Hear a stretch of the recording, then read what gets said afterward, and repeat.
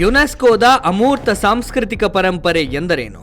ದೀಪಾವಳಿ ಹಬ್ಬ ಯುನೆಸ್ಕೋ ಸಾಂಸ್ಕೃತಿಕ ಪರಂಪರೆಯ ಪಟ್ಟಿಗೆ ಸೇರಿದ್ದು ಹೇಗೆ? ಯುನೆಸ್ಕೋ ಅಮೂರ್ತ ಸಾಂಸ್ಕೃತಿಕ ಪರಂಪರೆ ಪಟ್ಟಿಗೆ ಸೇರಿದ ಉಳಿದ ಭಾರತೀಯ ಸಂಸ್ಕೃತಿಗಳು ಯಾವುದು? ಇವತ್ತು ಈ ಎಲ್ಲ ವಿಚಾರಗಳ ಬಗ್ಗೆ ನಮ್ಮ ರಿಥಮ್ ಎಕ್ಸ್ಪ್ಲೈನರ್ನಲ್ಲಿ ವಿವರವಾಗಿ ತಿಳಿದುಕೊಳ್ಳೋಣ. ಸ್ನೇಹಿತರೆ, ಹಿಂದೂಗಳ ಪ್ರಮುಖ ಹಬ್ಬಗಳಲ್ಲಿ ಒಂದಾದ ದೀಪಾವಳಿ ಹಬ್ಬವು ಜಗತ್ತಿನ ಮಾನವೀಯ ಮೌಲ್ಯಗಳನ್ನು ಪ್ರತಿಪಾದಿಸುವ ಅಮೂರ್ತ ಸಾಂಸ್ಕೃತಿಕ ಪರಂಪರೆಯನ್ನು ಸಾರುವ ಹಬ್ಬ ಎಂದು ವಿಶ್ವಸಂಸ್ಥೆಯ ಶೈಕ್ಷಣಿಕ, ವೈಜ್ಞಾನಿಕ ಮತ್ತು ಸಾಂಸ್ಕೃತಿಕ ಸಂಸ್ಥೆಯಾಗಿರುವ ಯುನೆಸ್ಕೋ ಬುಧವಾರದಂದು ದೆಹಲಿಯಲ್ಲಿ ನಡೆದ ಅಂತರ್ ಸರ್ಕಾರಿ ಸಮಿತಿಯ 20ನೇ ಅಧಿವೇಶನದಲ್ಲಿ ಘೋಷಣೆ ಮಾಡಿದೆ. ಯುನೆಸ್ಕೋ ಅಮೂರ್ತ ಸಾಂಸ್ಕೃತಿಕ ಪರಂಪರೆ ಎಂದರೇನು? ಪರಂಪರೆ ಎಂದರೆ ಕೇವಲ ಕಟ್ಟಡ ಅಥವಾ ಸ್ಮಾರಕ ಮಾತ್ರ ಅಲ್ಲ, ಜೀವಂತ ಆಚರಣೆಗಳು ಕೂಡ ಪರಂಪರೆಯ ಭಾಗವೇ ಆಗಿದೆ. ಹಾಗಾಗಿ ಆಯಾಯ ದೇಶದ ಅವಿಚ್ಛಿನ್ನ ಜಾನಪದ, ಸಾಮಾಜಿಕ ಆಚರಣೆಗಳು, ಹಬ್ಬಗಳು, ಪ್ರಕೃತಿ ಹಾಗೂ ಭಾಷೆಗೆ ಸಂಬಂಧಿಸಿದ ಆಚರಣೆಗಳು ಕೂಡ ಸಾಂಸ್ಕೃತಿಕ ಪರಂಪರೆಯಲ್ಲಿರುತ್ತೆ.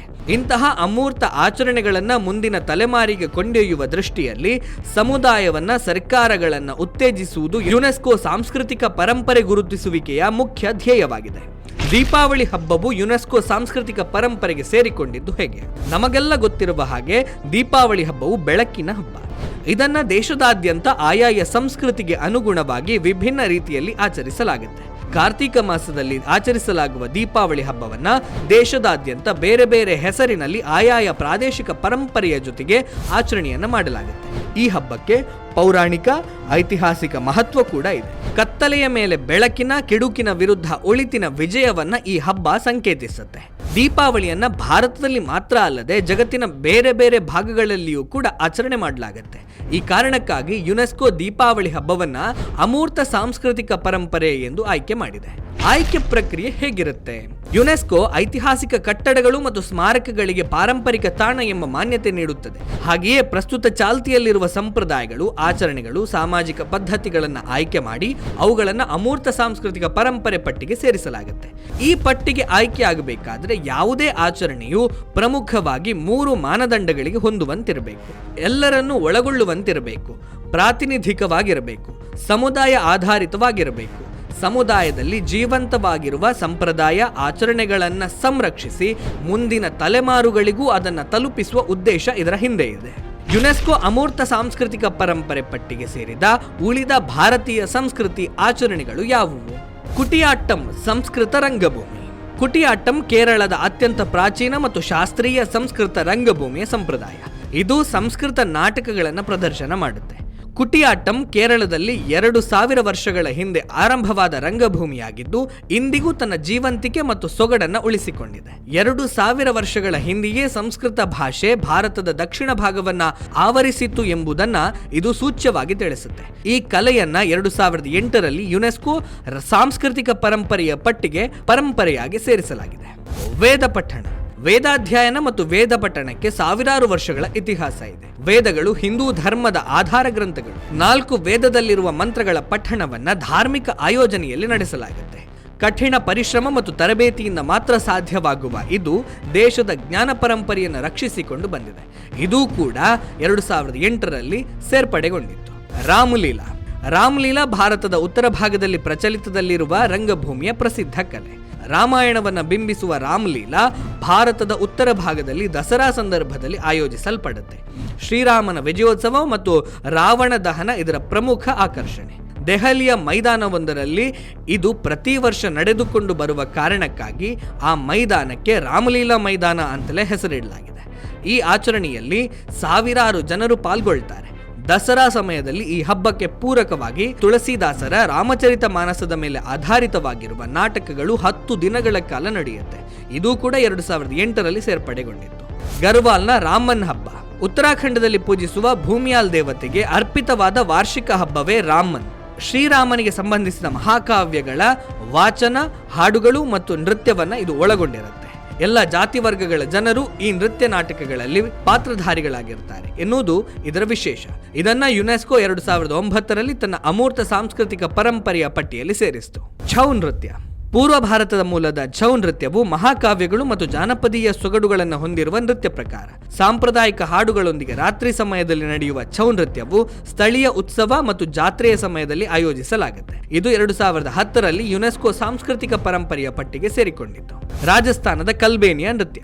ಪೌರಾಣಿಕ ಕಥನಗಳನ್ನ ಕಲ್ಬೇನಿಯಾ ನೃತ್ಯದ ಮೂಲಕ ಪ್ರಸ್ತುತಪಡಿಸಲಾಗುತ್ತೆ. ಹಾವಾಡಿಗ ಸಂಪ್ರದಾಯದ ಜನರು ಈ ನೃತ್ಯದಲ್ಲಿ ಪರಿಣಿತರು. ಮಹಿಳೆಯರು ಕರಿ ಬಣ್ಣದ ಲಂಗ ಧರಿಸಿ ಸರ್ಪದಂತೆಯೇ ಬಳುಕುತ್ತಾ ನೃತ್ಯ ಪ್ರದರ್ಶನವನ್ನು ಮಾಡುತ್ತಾರೆ. ಪುರುಷರು ಈ ಸಂದರ್ಭದಲ್ಲಿ ಭಂಜರಿ ಮತ್ತು ಪುಂಗಿಯಂತಹ ಸಾಂಪ್ರದಾಯಿಕ ವಾದ್ಯಗಳನ್ನು ನುಡಿಸ್ತಾರೆ. ಸಾಂಪ್ರದಾಯಿಕ ಹಾಡುಗಳು ಪೀಳಿಗೆಯಿಂದ ಪೀಳಿಗೆಗೆ ಮೌಖಿಕವಾಗಿ ಹರಿದು ಬಂದಿದ್ದು, ಇದನ್ನು ಪ್ರಸ್ತುತಪಡಿಸುವ ಬಗೆಯೂ ಕೂಡ ವಿಶಿಷ್ಟವಾಗಿದೆ. ಈ ವಿಶಿಷ್ಟ ನೃತ್ಯ ಪ್ರಕಾರ ಕೂಡ 2010ರಲ್ಲಿ ಸೇರ್ಪಡೆಗೊಂಡಿತ್ತು. ಕೇರಳದ ಮುಡಿಯೆಟ್ಟು. ಇದು ಪ್ರಸಿದ್ಧ ನೃತ್ಯ ಪ್ರಕಾರವನ್ನು ಒಳಗೊಂಡ ನಾಟಕವಾಗಿದೆ. ಕಾಳಿ ಮಾತೆ ಮತ್ತು ದಾರಿಕಾ ರಾಕ್ಷಸನ ನಡುವೆ ನಡೆಯುವ ಕಾಳಗವನ್ನು ಚಿತ್ರಿಸುವ ನೃತ್ಯ ನಾಟಕ. ಭಗವತಿ ಕಾವುಸ್ ದೇವಾಲಯದಲ್ಲಿ ಪ್ರತಿ ವರ್ಷ ನಡೆಯುವ ಈ ಆಚರಣೆಯಲ್ಲಿ ಜನರು ದೊಡ್ಡ ಸಂಖ್ಯೆಯಲ್ಲಿ ಪಾಲ್ಗೊಳ್ಳುತ್ತಾರೆ. ನೃತ್ಯ ನಾಟಕಕ್ಕೂ ಮೊದಲು ಪಾತ್ರಧಾರಿಗಳು ಉಪವಾಸ ಮತ್ತು ಪ್ರಾರ್ಥನೆಯ ಮೂಲಕ ತಮ್ಮನ್ನ ಶುದ್ಧೀಕರಿಸಿಕೊಳ್ತಾರೆ. ಅಧರ್ಮದ ವಿರುದ್ಧ ಧರ್ಮದ ಗೆಲುವನ್ನು ಪ್ರತಿಬಿಂಬಿಸುವ ಈ ಆಚರಣೆ ಕಾಳಿ ಮಾತೆಯ ಶಕ್ತಿಯನ್ನು ದರ್ಶಿಸುತ್ತದೆ. ಇದು ಕೂಡ 2010ರಲ್ಲಿ ಸೇರ್ಪಡೆಗೊಂಡಿತ್ತು. ಲಡಾಖ್ನ ಬೌದ್ಧ ಘೋಷಗಳು. ಲಡಾಖ್ ಪ್ರಾಕೃತಿಕ ಸೌಂದರ್ಯದೊಂದಿಗೆ ವಿಶಿಷ್ಟ ಸಂಪ್ರದಾಯವನ್ನು ಹೊಂದಿರುವ ಪ್ರದೇಶ. ಲಡಾಖ್ನ ಬೌದ್ಧ ಲಾಮಾಗಳು ಮಹಾಯಾನ ಮತ್ತು ವಜ್ರಯಾನ ಸಂಪ್ರದಾಯಗಳಲ್ಲಿ ಸ್ಥಾಪಿತವಾಗಿರುವ ಪವಿತ್ರ ಘೋಷ ಅಥವಾ ಪಠಣವನ್ನು ಮಾಡುತ್ತಾರೆ. ನಿಂಗ್ಯಾಕಗ್ಗುಡ್, ಶಾಲ್ಕಾ ಮತ್ತು ಗೆಲುಕ್ ಪಂಥಗಳಲ್ಲಿ ಇದನ್ನು ಆಚರಿಸಲಾಗುತ್ತೆ. ಈ ಘೋಷಗಳು ಆಧ್ಯಾತ್ಮಿಕ ಮತ್ತು ನೈತಿಕ ಉದ್ದೇಶಗಳನ್ನು ಬೋಧಿಸುತ್ತೆ. ಈ ಬೌದ್ಧ ಘೋಷಗಳು 2012ರಲ್ಲಿ ಯುನೆಸ್ಕೋ ಸಾಂಸ್ಕೃತಿಕ ಪರಂಪರೆಯ ಪಟ್ಟಿಗೆ ಸೇರಿಕೊಂಡಿತ್ತು. ಪಂಜಾಬ್ನ ಸಾಂಪ್ರದಾಯಿಕ ಕರಕುಶಲ ಕಲೆ.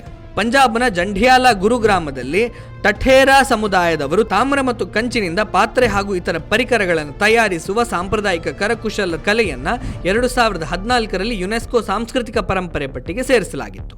ಮಣಿಪುರದ ಸಂಕೀರ್ತನೆ. ಬುಡಕಟ್ಟು ರಾಜ್ಯ ಮಣಿಪುರದಲ್ಲಿ ಶ್ರೀಕೃಷ್ಣನ ಭಕ್ತರು ನಡೆಸುವಂತಹ ಸಂಕೀರ್ತನೆ ತನ್ನದೇ ಆದ ಲಯ ಮತ್ತು ವೈಶಿಷ್ಟ್ಯವನ್ನು ಹೊಂದಿದೆ. ಮಣಿಪುರದ ವೈಷ್ಣವ ಸಂಪ್ರದಾಯದವರು ಶ್ರೀಕೃಷ್ಣನ ಬದುಕಿನ ಕಥನವನ್ನ ಹಾಡುಗಳು ಮತ್ತು ನೃತ್ಯದ ಮುಖೇನ ಪ್ರಸ್ತುತಪಡಿಸುತ್ತಾರೆ. ದೇವಾಲಯದ ವಿಶೇಷ ಪ್ರಾಂಗಣಗಳಲ್ಲಿ ನಡೆಯುವ ಈ ಸಂಕೀರ್ತನೆ ಭಕ್ತಿ ಮತ್ತು ಆಧ್ಯಾತ್ಮದ ಶಕ್ತಿಯನ್ನು ದರ್ಶಿಸುತ್ತದೆ. ಇದನ್ನು 2013ರಲ್ಲಿ ಯುನೆಸ್ಕೋ ಸಾಂಸ್ಕೃತಿಕ ಪರಂಪರೆಯ ಪಟ್ಟಿಗೆ ಸೇರಿಸಲಾಯಿತು. ಯೋಗ ಪದ್ಧತಿಯು ಇಡೀ ವಿಶ್ವಕ್ಕೆ ಭಾರತ ಕೊಟ್ಟ ಆರೋಗ್ಯಕರ ಜೀವನ ಶೈಲಿ. ಪ್ರತಿ ವರ್ಷ ಜೂನ್ 21ರಂದು ವಿಶ್ವದ 150ಕ್ಕೂ ಹೆಚ್ಚು ದೇಶಗಳಲ್ಲಿ ಅಂತಾರಾಷ್ಟ್ರೀಯ ಯೋಗ ದಿನವನ್ನು ಆಚರಿಸಲಾಗುತ್ತೆ. ಶಾರೀರಿಕ ಹಾಗೂ ಮಾನಸಿಕ ಸ್ವಾಸ್ಥ್ಯಕ್ಕಾಗಿ ಯೋಗದ ಕಡೆಗೆ ಜನರು ಆಕರ್ಷಿತರಾಗ್ತಾ ಇದ್ದಾರೆ. ಭಾರತದ ಈ ಪ್ರಾಚೀನ ಪದ್ಧತಿಯನ್ನು 2016ರಲ್ಲಿ ಯುನೆಸ್ಕೋ ತನ್ನ ಅಮೂರ್ತ ಸಾಂಸ್ಕೃತಿಕ ಪರಂಪರೆಯ ಪಟ್ಟಿಗೆ ಸೇರಿಸಿಕೊಂಡಿತ್ತು. ಕುಂಭಮೇಳ ಹಿಂದೂ ಧರ್ಮೀಯರ ಪ್ರಮುಖ ಆಚರಣೆ. ಕುಂಭಮೇಳ ಹಿಂದೂ ಧರ್ಮೀಯರ ಪ್ರಮುಖ ಆಚರಣೆ ಮಾತ್ರ ಅಲ್ಲ, ವಿಶ್ವದಲ್ಲಿ ಅತಿ ಹೆಚ್ಚು ಭಕ್ತರು ಒಂದೇ ಕಡೆಯಲ್ಲಿ ಸೇರುವ ಪರ್ವ. ಪವಿತ್ರ ಸ್ನಾನವೇ ಕುಂಭಮೇಳದ ಮುಖ್ಯ ಘಟ್ಟವಾಗಿದ್ದು, ಆಧ್ಯಾತ್ಮಿಕ ಅನುಭೂತಿ ಪಡೆಯುವ ಸಂಬಂಧ ಕೋಟ್ಯಾಂತರ ಜನರು ಕುಂಭಮೇಳದಲ್ಲಿ ಪಾಲ್ಗೊಳ್ಳುತ್ತಾರೆ. ಕುಂಭಮೇಳವನ್ನು 2017ರಲ್ಲಿ ಯುನೆಸ್ಕೋ ಸಾಂಸ್ಕೃತಿಕ ಪರಂಪರೆ ಪಟ್ಟಿಗೆ ಸೇರಿಸಲಾಯಿತು. ದುರ್ಗಾಪೂಜೆ ಎಂದಾಕ್ಷಣ ಪಶ್ಚಿಮ ಬಂಗಾಳದ ವೈಭವವೇ ನೆನಪಾಗುತ್ತೆ. ಬಂಗಾಳದ ಕಾಳಿ ಆರಾಧನೆಗೆ ದೀರ್ಘವಾದಂಥ ಇತಿಹಾಸ ಇದೆ. ಈ ದೇವಿ ಆರಾಧನೆಯ ಮುಂದುವರಿದ ಭಾಗವಾಗಿ ನವರಾತ್ರಿಯ 9 ದಿನಗಳ ಕಾಲ ದುರ್ಗೆಯನ್ನು ಪೂಜಿಸಲಾಗುತ್ತೆ. ದೊಡ್ಡ ದೊಡ್ಡ ಮಂಟಪಗಳನ್ನು ನಿರ್ಮಿಸಿ ಅವುಗಳನ್ನು ಸುಂದರವಾಗಿ ಅಲಂಕರಿಸಲಾಗುತ್ತೆ. ದುರ್ಗೆಯ ಪ್ರತಿಮೆಗಳನ್ನು ಇರಿಸಿ 9 ದಿನಗಳ ಕಾಲ ಪೂಜೆ, ನೈವೇದ್ಯ, ಆರತಿ ನಡೆಯುತ್ತದೆ.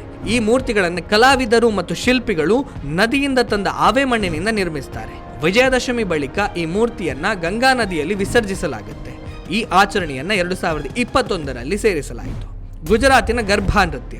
ನವರಾತ್ರಿಯ ಸಂದರ್ಭದಲ್ಲಿನ ಪ್ರಸಿದ್ಧ ಆಚರಣೆ ಗರ್ಭಾ ನೃತ್ಯ. ಸ್ತ್ರೀ ತತ್ವ ಮತ್ತು ಸ್ತ್ರೀ ಶಕ್ತಿಯನ್ನ ಆರಾಧಿಸುವ ನೃತ್ಯ ಪ್ರಕಾರ ಇದಾಗಿದೆ. ಜಾತಿ, ಮತ, ಲಿಂಗಭೇದ ಇಲ್ಲದೆ ಎಲ್ಲರೂ ಇದರಲ್ಲಿ ಪಾಲ್ಗೊಳ್ತಾರೆ. ಸಾಮರಸ್ಯ ಮತ್ತು ಸದ್ಭಾವನೆಯನ್ನು ಬೆಳೆಸ್ತಾ ಇರುವಂತಹ ಗರ್ಭಾ ನೃತ್ಯ ಪ್ರಕಾರದಲ್ಲಿ ಇತ್ತೀಚಿನ ವರ್ಷಗಳಲ್ಲಿ ಯುವಕ ಯುವತಿಯರ ಪಾಲ್ಗೊಳ್ಳುವಿಕೆ ಗಮನಾರ್ಹ ಪ್ರಮಾಣದಲ್ಲಿ ಹೆಚ್ಚಿದೆ. ಒಂದು ಮಣ್ಣಿನ ಮಡಿಕೆಯನ್ನ ಇರಿಸಿ ಅದರ ಸುತ್ತಲೂ ಲಯಬದ್ಧ ಹೆಜ್ಜೆಗಳನ್ನು ಹಾಕುವ ಈ ನೃತ್ಯ ಪ್ರಕಾರದ ಸೊಬಗು, ವೈಶಿಷ್ಟ್ಯ ಇದು 2023ರಲ್ಲಿ ಸೇರಿಕೊಂಡಿತ್ತು. ನೌರುಜ್ ಎಂಬುದು ಇರಾನಿ ಮತ್ತು ಪಾರ್ಸಿಗಳ ಹೊಸ ವರ್ಷದ ವಿಶಿಷ್ಟ ಆಚರಣೆ. ಪಾರ್ಸಿಗಳು ಭಾರತ, ಅಫ್ಘಾನಿಸ್ತಾನ, ಅಜರ್ಬೈಜಾನ್, ಇರಾನ್ ಸೇರಿದ ಹಾಗೆ ಹಲವಾರು ದೇಶಗಳಲ್ಲಿ ಮಾರ್ಚ್ 21ರಂದು ಹೊಸ ವರ್ಷವನ್ನು ಆಚರಿಸುವ ಸಂಪ್ರದಾಯ ಇದೆ. ಭಾರತದಲ್ಲಿ ಇರಾನಿ ಮತ್ತು ಪಾರ್ಸಿ ಸಂಪ್ರದಾಯದವರು ಇದನ್ನು ಸಂಭ್ರಮದಿಂದ ಆಚರಣೆ ಮಾಡ್ತಾರೆ. ನೌರುಜ್ ಅಥವಾ ನೌರೋಜ್ ಅಂದರೆ ಹೊಸ ದಿನ ಎಂದರ್ಥ.